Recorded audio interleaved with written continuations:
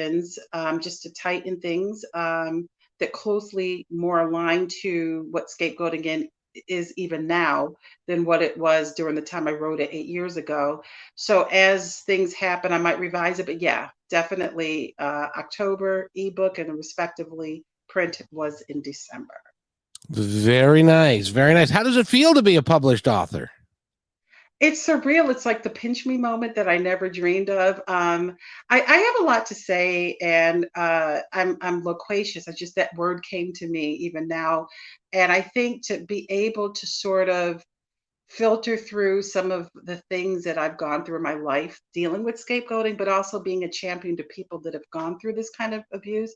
It feels good to finally be able to advocate in a way that it's in pages that can get in the hands of the people. I'm super excited. Now, when you talk about scapegoating, what are you talking about really? What does it mean to you? So, so scapegoating is a singling out of someone. It's basically sort of if a person can be scapegoated or a group of people can be scapegoated or an institution, but it's taking all of the dysfunctions from a situation and placing it on one person or an individual, a group, institution. It's placing all the blame because rather than dealing with those issues, one would rather thrust it on someone else. So, like in the family structure, it's usually the child that's considered the weakest link, right? One that has like the most needs, like attention deficit disorder, or even if it's just even psychological, like just low self esteem, that's the person that's groomed for being the target. And it typically is coming from a narcissistic parent.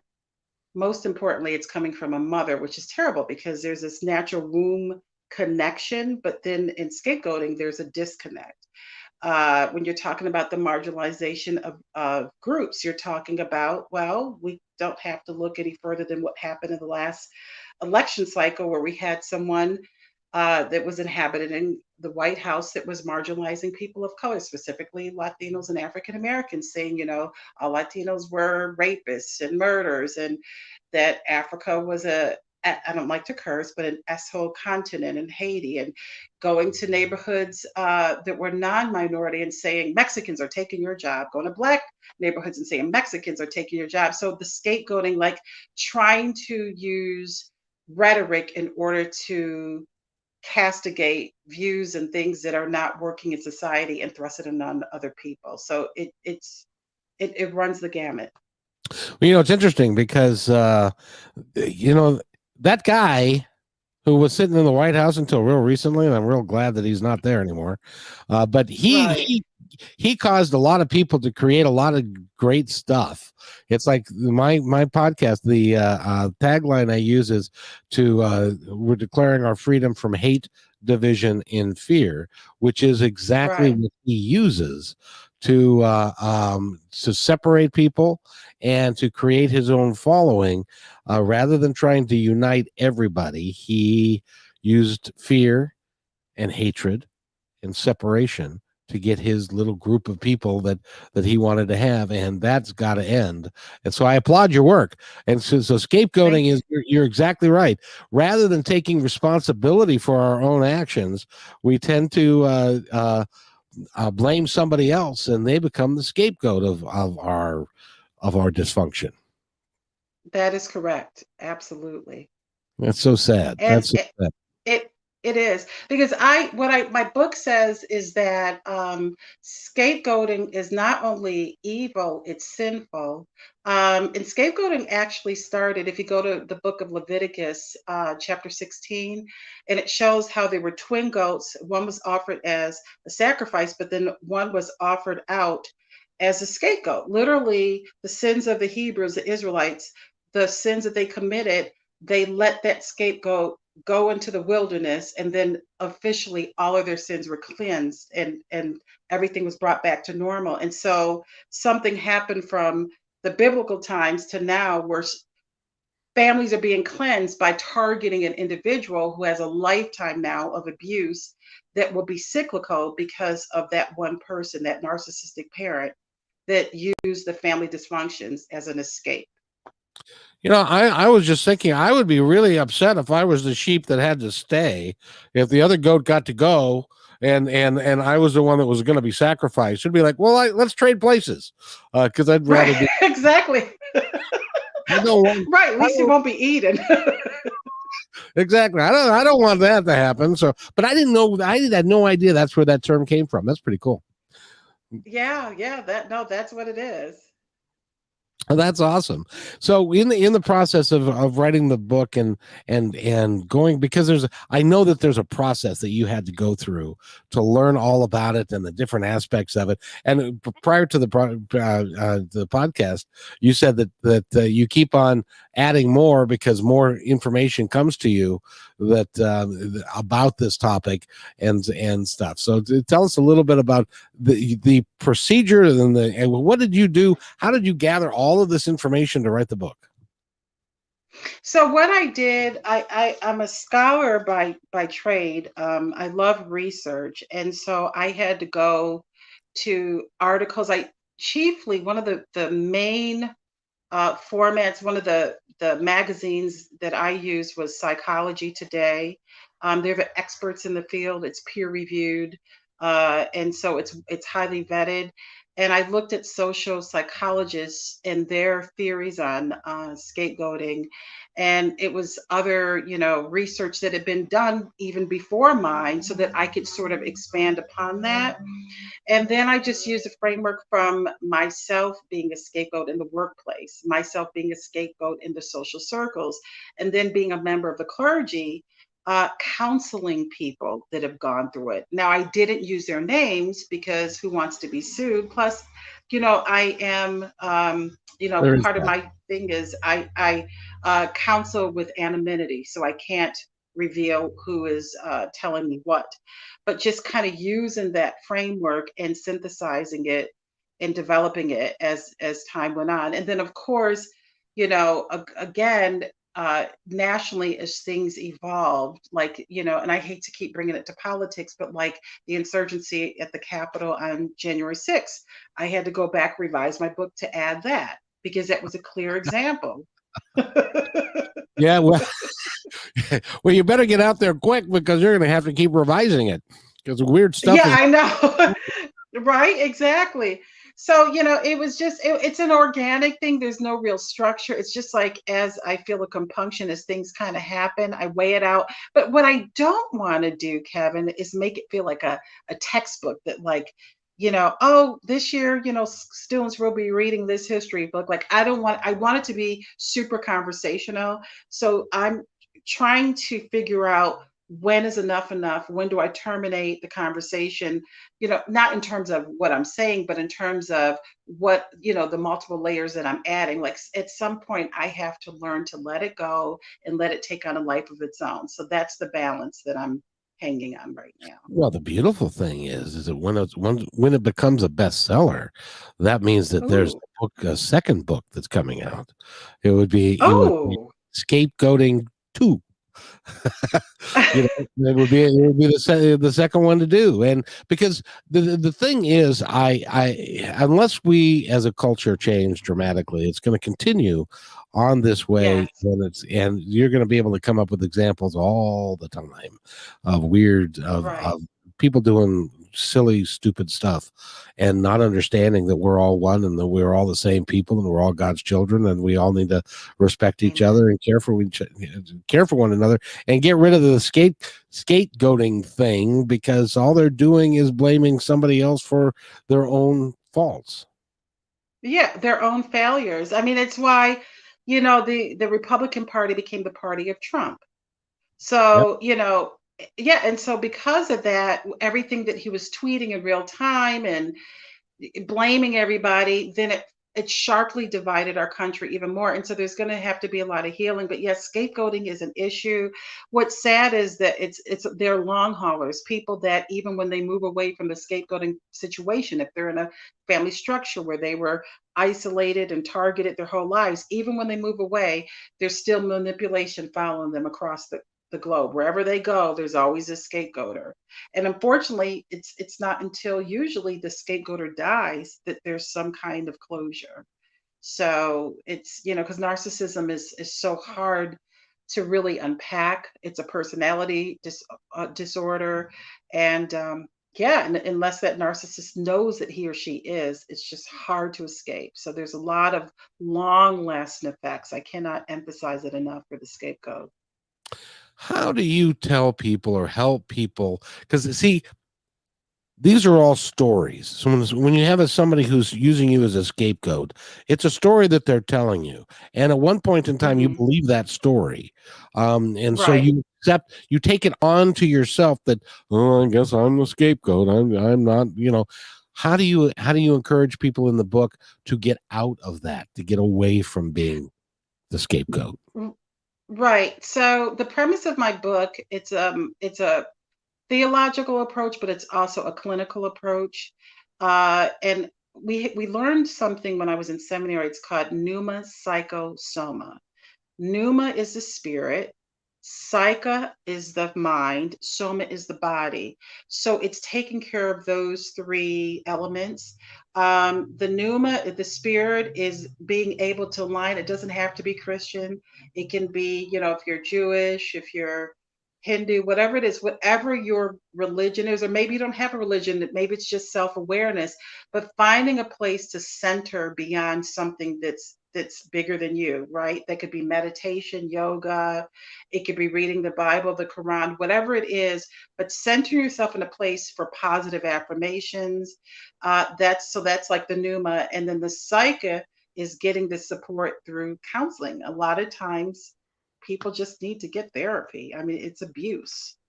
And that would mean going to someone that you can kind of connect with, someone that's not going to be judgmental, but someone that you can kind of tell your story and your truth. And a lot of times, therapies, having multiple protocols and adjunct therapies can help you to even see beyond what you know and maybe kind of shift you to another place so that you can be healthy in your next situation. Finally, there's soma, the body, getting your body back aligned with good food, exercising and all of that, just kind of working those things together and, just believing in yourself. If that means putting post-it notes on your mirror in the bathroom and saying you're worthy, just getting with a group of people that will be able to support you as you walk through this journey, because it's something that you don't want to walk along by yourself because it's so hurtful. And so I think if you address in those manners, I think it would work well. You're the first person that I've interviewed, and I do quite a little bit of reading as well. And you're the first person that's ever used scapegoating as a real thing. And so I think that was a message from the divine that said to use that Mhm. term because it is something that makes people stand up and take notice. I think your book's going to do very, very well. Oh, I thank you so much, Kevin. It's a labor of love, but I just want people to come to a healthy place. There's a lot of good things to do on this earth, and some people are just stuck in the past. And it's always the child that was 5 and 6 and 7 that was going through this cycle of abuse. And then when he or she becomes an adult at 30, they don't know it because it's so nuanced. It's not always overt. And then they're 30 saying, gosh, I don't have any intimacies. I don't, and not necessarily romantically. I'm talking even having friends. Like it's hard for me to trust people. Then it's like, oh yeah, yeah, that's right. My mother and my father always put me down and told me I was nobody when I was 5, or I had the over celebrated sibling that didn't have to do anything right and was lauded, and I made 4.0 and was unappreciated. And it's like they get this epiphany in their older, well, 30 is not old, but I mean in their more advanced years, more than their childhood. And so a lot of times they've lost out on connections that would be healthy going forward because they don't even know that they're in that cycle. And what's also said about that is that people who don't recognize that they don't have that Mhm. epiphany, they're doomed to repeat that to the children that are Absolutely. in their lives, and so it becomes Absolutely. a seven generational cycle, and it needs to stop. And the only way to stop is through awareness, right? Right, absolutely. Because hurt people hurt and wounded people wound. unbeknownst to them. So to your point, I think that that's excellent. Yeah, there has to be some kind of awareness around it. And I think that this book, if it gets in the hands of a lot of people, I think that there will be conversations at the ground level, and people might have more of a compunction to come forward and talk about what they've been through, and not worry about what the ramifications are. So I think it's good to have these conversations going forward, and to a myriad range of people. And even if you take it to one step further, rather than the Hmm. individual, you take it to the collective consciousness of the different communities. How some communities Hmm. of people, predominantly, I would venture to guess white people, tend to Hmm. scapegoat other people, and right now with Trump, it was not only sanctioned, it was and approved, it was encouraged that Yes. people would scapegoat other races, other people, and it's a sick thing. And so how do you get past that? How do we, as a civilization, as a society, Hmm. because we're all the same, we're all Americans, how do we get past that scapegoating of one culture versus another? So I think it has to be intentional. You know, when you think about what happened, I mean, the one thing that I said, and to a few people, the only good thing about Trump was he told the truth that he's a liar. I mean, he that's the one thing that we can celebrate. But I think it's intentional. I remember a few years ago, I think it was like around 2018, that the othered groups, those that don't fit, straight white men, got together. It was the women's march that happened. It Right. was Black Lives Matter. It was the LGBTQIA. All of the different othered groups got together and they worked against systemic bigotry. I'm not going to just say racism because it's not just about the hue or shade of someone's skin. It's even bigotry about people identifying it in other genders and other ways in which they love people. And all of those groups got together and worked against those dynamics. And so I think it's about intentionality. It's about having the conversations that you and I are having and being open about it, saying the things without fear of retaliation. Will everybody be happy? No, but I think it's something that if we just continue to do it, it will be the norm versus something that, we didn't see happening. So I think it's just about coming together and having a terminal outcome, seeing what we can do to sort of absolve the hurt that we have sustained in this last election cycle.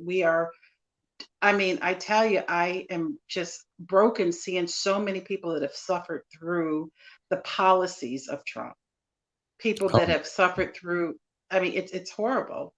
My own personal experiences as an educator and seeing the hurt of my students, who some of my parents of my students have been deported. uh, And so, yeah, my kids going back home and seeing their parents not there. So I think, it's going to have to take a concerted effort of every group, every other group to come together and to continue to have a reasoned discourse. It cannot be combative. We have to come to the table of brotherhood and sister. we do, and I think that if we were to get together and come up with, okay, why are you afraid, talking about a particular individual, perhaps, why are Mhm. you afraid, what motivates your fear, and then work to eliminate what he believes is the problem as far as the fear goes. As an example, there in my realm of experience, there are a lot of white people that think that because they're losing their majority, and Mhm. there are more people of color in what I call blended families, where you've got Right. a white wife or a white husband and a black wife, and then you've got this blended family of kids, and they're going to school, and there are more and more of them. How do we get those people to realize that it has nothing to do with, they don't need to be fearful of that because it has nothing to do with them? You know, wow, that I just that it, I don't know. I mean, I think it's just about, I don't know, maybe there could be workshops. There could be symposiums. There could be more using social. One thing I love about learning through quarantine is that social media has become the media empire. So maybe people that have a platform can, large platforms or, medium platforms, whatever platform that they have that has following, that they can create those dialogues through like Facebook Live, through Instagram Live, through podcasting. But being able to have something that invites everybody and to be able to freely unpack without fearing for their lives. Because literally, some things that I've even said, nothing that was, scintillating or anything that was disrespectful, but how my life was threatened and by someone that responded to a comment that I made on Trump's page. It was nothing disrespectful, but I mean, we're at a point now that it's so contentious that people are literally threatening people's lives just for the ways in which they feel about particular dynamics of conversation pertaining to bigotry and racism. So I think it's about having a safe space, but using your platform, whatever that looks like, and inviting people in to come and learn to sit. Dr. Carol Dweck, she's a social psychologist out of Stanford University, and she talks about a growth mindset and a fixed mindset. Growth mindset is you're willing to sit in a place of uncomfortability if you can learn from it. And that means hearing the hard truth. Fixed mindset is, I don't want to get in that conversation. It's not my politic. It's not my religious beliefs. I'm going to, you know what I mean? And so we have to leave that Yep. imbalance and go more to a growth mindset. It's amazing to me that I have one of my sons has a friend. Have you heard of the Proud Boys? I Are you have, familiar? unfortunately. Yeah. Yes. And my son called it a couple years ago. I asked how is this individual doing, and he said, well, he's kind of gone off the deep end. And I said, what do you mean? He has joined this organization called the Proud Boys, and he's taken to what they do, and it's a hate filled organization. In Canada, it's now been Hmm. given the title of a terrorist group, and Yes. he said that he's gone off the deep end. Nobody can reach him. His parents can't reach him, and as a matter of fact, he was there on January 6th. He Oh entered the my goodness. on January 6th. Wow. He lives So in did the FBI find him? uh-huh. Yes, Ooh. they did. Uh-oh. Uh-oh. Yeah, well, and bless his father, because his father in June fired him. His father owns a couple of Mm. restaurants, and his father said to him that you're not welcome here anymore because you are talking about hate, and you're talking about things that we won't tolerate in our family. And so he was kind of excommunicated from his job and his family. And then the FBI comes knocking at his door because there were pictures of him all over the internet of entering the Capitol. Mm. He's facing 35 years in prison. Oh my gosh. He's Lock the key and lock the cage and turn away the key. That's sad. I what, mean, what's horrible is he has a wife and a 7-year-old child. How? and see this, yeah. Go ahead. I'm sorry, I cut you across. Well, I think that's the unhealthy and sick part about this is that people are sacrificing what's most important for a man that only cares about himself. That is the irony. It's You, it is you, amazing. yeah. It's just it floors me that 72 million people voted for that guy the second time around, because it's just I don't understand it. You're a minister, right? Yes, I am. Yes. Well, in your did you have a congregation right now, or are you preaching every Sunday? Not well now that the church is closed. No, but I do Oh, good point. preach. Good point. um, I asked somebody. I said, "Okay," and this was somebody who, okay, mom, a fundamentalist Christian person. She's a 90-year-old lady, and she's a nice lady, but I was talking with her, and she is a avid, I mean, avid Trump supporter.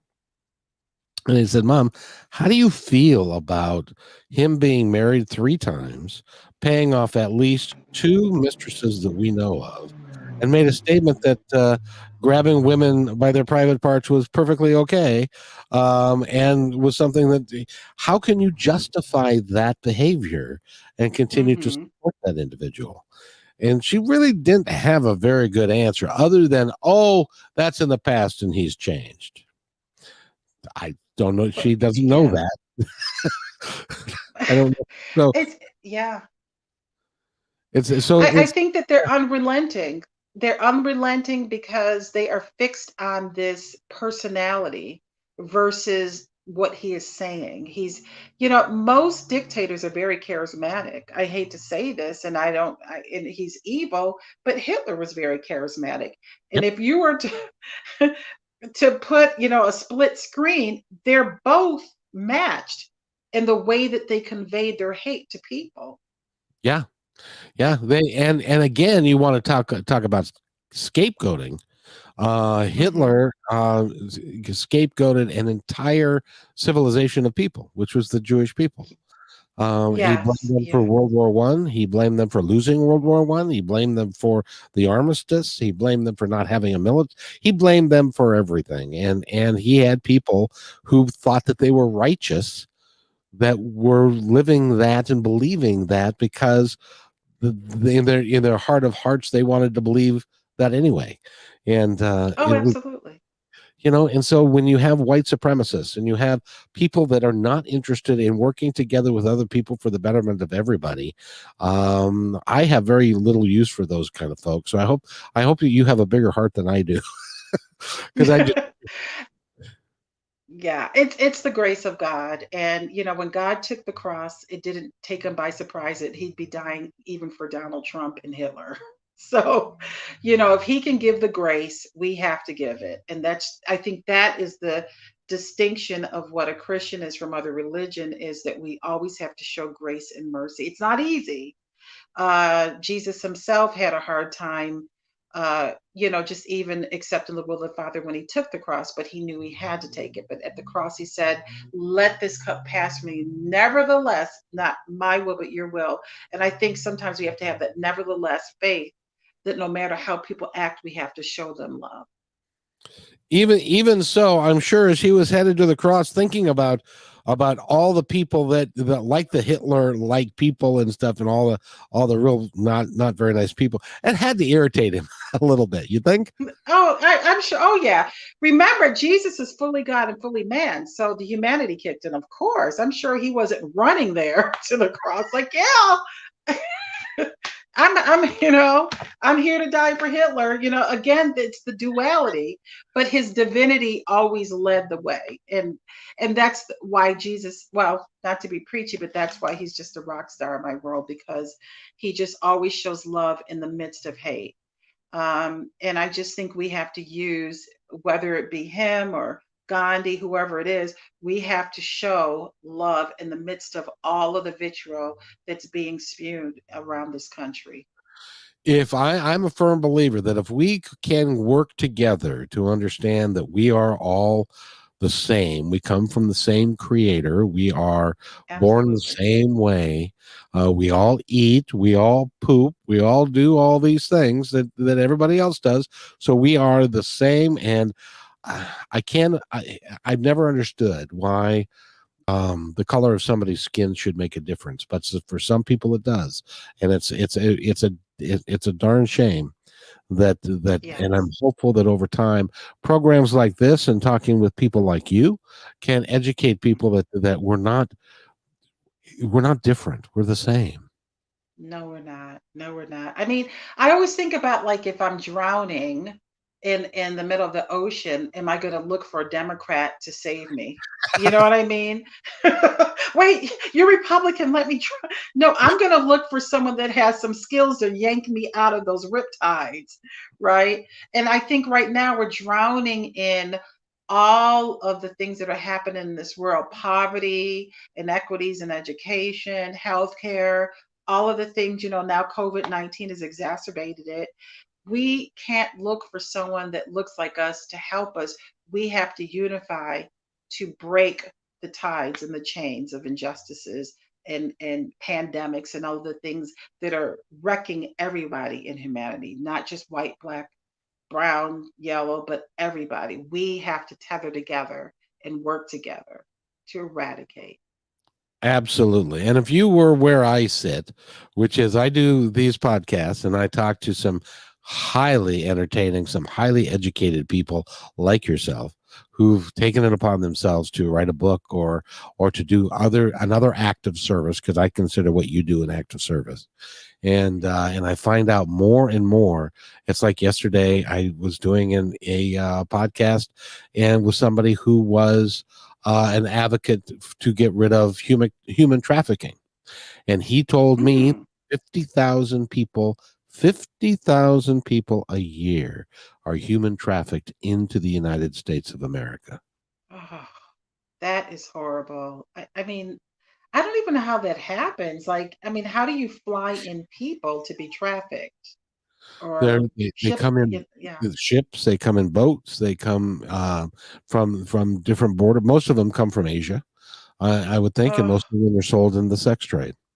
And oh my goodness. which means that there are two things wrong. There are people that are willing to engage in that activity in the sex trade, because if there was no demand, there would be no need for those people to be here, and That's right. there'd That's be right. no money in it. So, and it's for those folks, and then the people that are dragging these poor people into either sweatshop conditions or the sex trade and stuff. So I'm becoming doing this podcast is making me a much bigger advocate for humanity and for what we need to do to fix stuff. And your book, which, by the way, say the title of your book again. Yes, the title of my book is Stop Scapegoat No More. That's It's really that, cool. it's that, yeah. Stop I was scapegoat. it was like a working title, and I was going to think of something else, but I thought, let it just be succinct. No, and the fact of the matter is like I said, I haven't really heard anybody use the term scapegoating as a real term for abuse, but it is. Yes. It's another way of that people, and it's particularly this insidious, and because it's kind of under the current when somebody does, Yes. like your Yes, mom. no, Yeah. absolutely. It's so hidden, and a lot of people don't realize it until decades later when they end up in therapy or they're not able to keep a job. It's because there's always this sort of distrust that people have that are in scapegoating because they have been bombarded with not fitting in, almost like a black sheep, so to speak, and being castigated as an outlier. So they don't know who they can trust. So they're not stable in every part of their lives. And that's, I think, when they start having these imaginings of something that happened earlier on, and they're like, "Wow, this is what happened, and this is why I can't remain employed, why I'm not married, or why I don't have a friend," that kind of thing. Or I've been married 3 or 4 times and Or can't right, can't exactly, seem to get this thing correct, and they keep right. you know.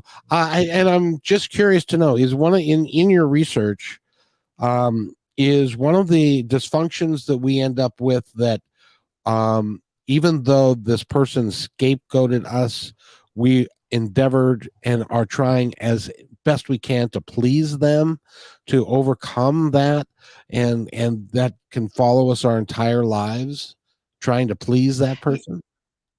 Yes, absolutely. There are a lot of cases it's like that because their soul has just been so driven to a place of self-hate that the only way they feel that they can get any kind of this is kind of like the irony of it, that the person they're seeking approval from is the one that is tearing them apart.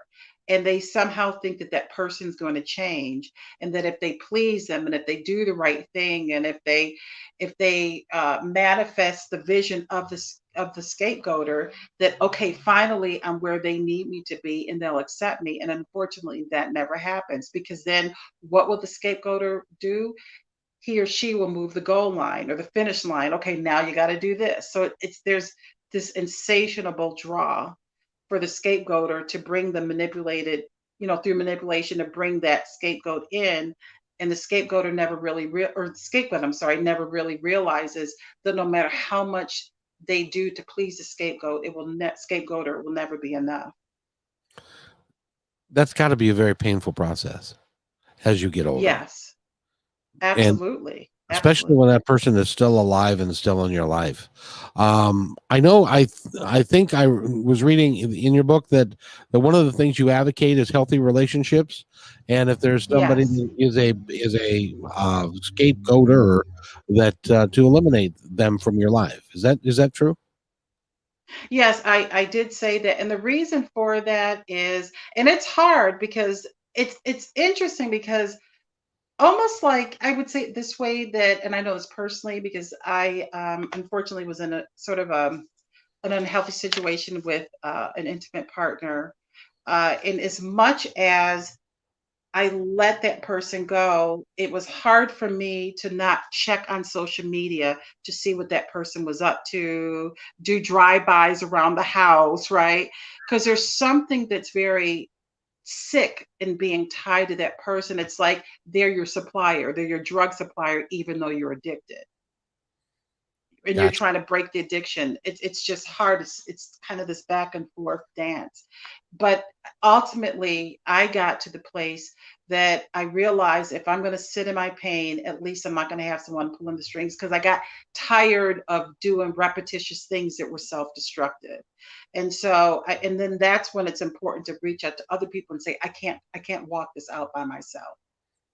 So I think it just has to be a click and a delete. I mean, literally, if that means taking them out of your phone, taking them out of your social media, you know, in extreme cases, maybe even moving to another side of town and not letting that person know where you are, whatever it takes to escape. That's what the person needs to do. But definitely check into therapy. It shouldn't be about cutting out a relationship and isolating, because there's no lone rangers in this abuse. There has to be someone that can walk beside you in this journey. And to kind of give you a better perspective of who you really are, that Absolutely. you're not who they said you were. That's the biggest thing that Right. I have to keep telling people is when they say that bad things about themselves, or they have a negative image about themselves, or they lack self-esteem. It's like, listen, you aren't who they said you were. You get to be Exactly. anything you choose to be. Exactly. It's deconstructing the voices in your head that you were told that you were no good your whole life. And I mean, a lot of scapegoats, they haven't been praised. They've just been told what they did that was wrong, but never told what they did that was right. And there's support groups for that, just like there's support groups for people that are recovering from drug addiction and alcohol addiction, and they have, AA and drug users anonymous. They also have groups for people that are abused. So I would say check into whatever abuse group works for you, whatever that looks like. If you want a Christian based one, that's fine. Or if you want one through a 503c organization, that's fine. But walk with people, don't walk by yourself during this process. Does in your research, does scapegoating or being scapegoated also lead to self-abuse and up to including suicide? Yes, there's self-mutilation. A lot of, especially it's found in kids that obviously don't have language around what they're going through. A lot of times they cutting themselves.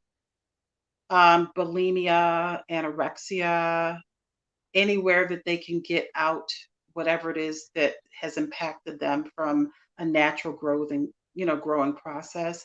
Yeah, mutilation is one of the top tier self abuse. things that are out there. Yes. I've never understood that, why somebody would do that. I don't have the guts to take a knife and cut myself. I'm afraid that it's like that's going to hurt. But there are people that are in such pain that Right. how their mechanism for acting out to try and alleviate the pain, isn't it? Right. Right. I understand it. I can't even take a vaccination shot without crying. So I couldn't imagine. And I mean, I don't make light of it, but yeah, some people they just have to direct it, to something, and maybe it's a self-hate. Maybe they're saying I'm not worth it, so I'll cut myself and let me just bleed and let me see my own blood.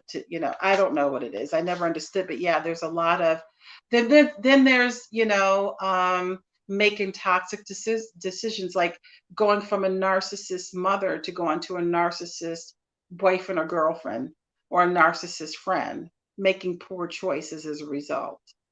So How do you yeah. how do you encourage people to I know therapy helps, and but people need to recognize that there's it's like the woman that keeps dating a different man in the same suit, or somebody that acts the same way towards you and belittles you and doesn't give you your due and doesn't treat you equally, and they keep going back. They keep going back. Well, what? How do you encourage people to stop that? Stop it. Stop going back.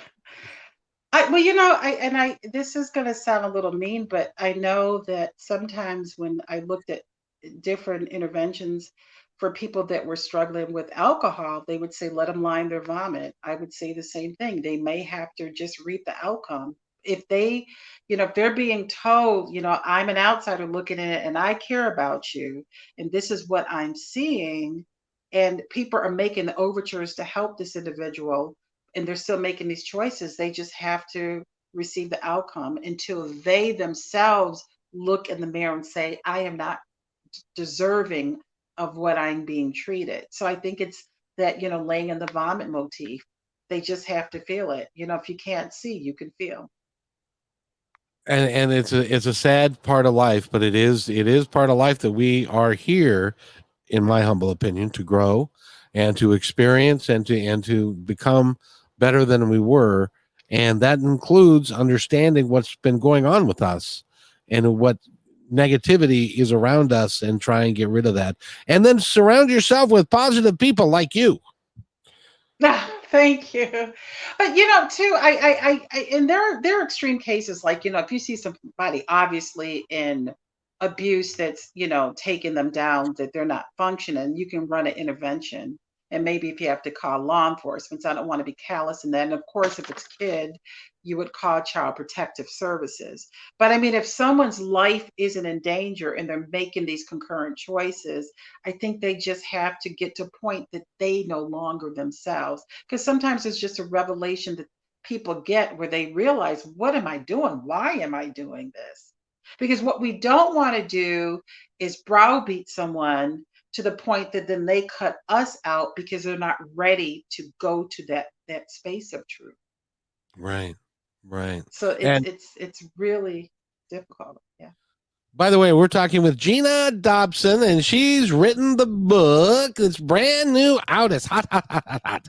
It's out in January, and it's called Stop, scapegoat no more. Stop Scapegoat No More. That's I can't say that three times fast, but that's a great title. And if you want, do you have a website if people want to go to there, right? Or do you have a Yeah, website? so absolutely. Well, if you want to purchase a book, it's on all book platforms, but chiefly if you want to get the print, it's at Amazon. And then if you want to get an ebook, it's at Barnes and Noble, which pairs with a company called Nook. Also Scribe. And then you can also find me at Gina Dobson at GoDaddy.com. GoDaddy. Gina Dobson at GoDaddy.com, which is really Yes. good. It's been a pleasure talking with you today, my dear. And I wish you and Oh, wow. I know the book is going to do fabulously well. It's going to do really well. Thank you so much. I enjoyed talking to you, and I gotta say that I just love all of the just your selflessness and taking time to bring people on to talk about ameliorating all of the hate and all of the division and all of the things that really that divide us and just keeps us on the margins of society, and for you using even your privilege as it, and I don't mind you, I hope you don't mind me saying this, as a white male to come into my community and to ally. I really appreciate that. I appreciate you. I appreciate you saying that, but I will tell you that so something happened to me years ago. I was doing a radio show on KKNW 1150 AM, and I was doing 2 hours a day, 5 days a week. And it was a smaller station. I had no idea if anybody was even listening. And it was called Positive Talk. We did very much the same thing as I'm doing with this podcast. And there came a day when I had to stop doing the show because I couldn't afford it anymore. It was costing me like $2,000 a week to do, and but it was my mission. Cost me my marriage, cost me my house, and a whole bunch of other stuff. But that was perfectly okay. But on the last day when I had to terminate the show, a gal called, and I announced it, and during the course of the show, a gal called, and she was from Bainbridge Island, which is an island just over here on the other side of the Puget Sound, and she said, "I can't believe that you're going to go off the air," and I explained why and so forth, and she said, "Well, I want you to know that I'm an Alzheimer's caregiver, and Oh, wow. we listen to your show every day, because you are the Oh, only one that can communicate with her. She loves the way you laugh. She loves the show. She listens all the time. mm, I had no earthly idea that I had, and I've never met them, and she's probably passed now because it was a while ago. mm, But to have an impact on another human being, it's always changed. It changed me. And that's what I want to do. I want to have a positive impact. I don't want to make money from this. I don't. I want it to be successful. I want people to come here and to listen to people like you who are wow. in it to help other people get through this thing that we call life, that can be so negative and so divisive at times. And that's Yes. why I do this, and that's why I know you do it, which is why I support you 100%. Thank you so much. I appreciate it. All right, Thank you now, for okay. having me. I enjoyed myself. Mhm. Oh, good. I'm glad. Now, getting off my soapbox, I always like to ask the guest of honor, which you are today, eh, to sum up and give us one nugget of information or advice that you would give us before we wrap up the podcast. I would take, I would take it from the movie The Help with Viola Davis that was nominated, and I believe she won supporting actor, best supporting actor. And she said to a young Black girl, she said in her Southern broken voice, she said, "You is wise, you is smart, and you is important." And that's what I'm saying to you. You're wise, you're smart, you're important. Never let anybody minimize you to bring equity to them. You are everything. Gina Dobson is her name, and she is an extraordinary human being. She's a minister, she's an author, she's got a brand new book out. And give us the title of the book one more time. Stop Scapegoat No More. Oh, it's beautiful. And I would like to thank you again for being on the podcast, and you're welcome to come back anytime. You have to come back and give us an update as to how the sales are going and when the second book is coming out, because you got more in you, girl. Oh, wow. I'm ready. I'm ready. Let's do part two. Let's do it, Kevin. I'm ready. Thank you. Thank you so much for being on the podcast, and we've had some listeners today, and you actually got a heart, which is really cool. So I'm again, go to Amazon and get the book, and Gina Dobson is the author, and that's just wonderful. So if you'll stay on the line with me, I've got to close out the podcast, and I'll be right back. So don't go away. Okay. Thanks, everybody.